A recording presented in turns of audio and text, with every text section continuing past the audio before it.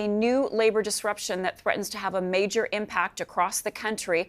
Port workers in British Columbia are back on the picket lines this morning after the union's leadership rejected a mediator's tentative agreement that brought an end to a nearly 2-week-old labor dispute.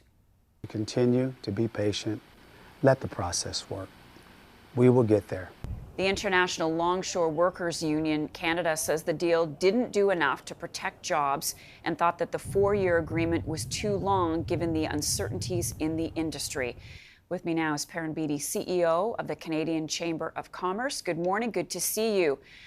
Your reaction to the fact that these workers rejected the deal and here they are back on strike? It's simply stunning. It's deeply disturbing. We hadn't cleared up the backlog and wouldn't have even had a chance to do so for a matter of weeks from the previous strike. And now we're seeing the ports shut down again, and the damage is compounding by the hour. We need Parliament to act.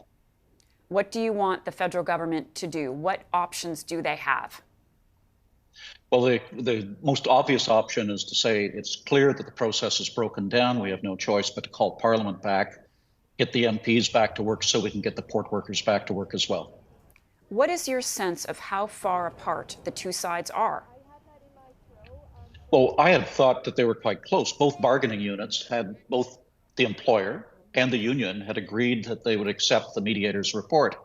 And yet yesterday we found that the union had changed its position. At the end of the day, what the government needs to do is put the public interest ahead of everything else. And this is damaging communities right across the country. It's driving up costs for individual Canadians, and it's damaging businesses. So if the federal government does act, then what? And what does it mean for bargaining moving forward, Perrin?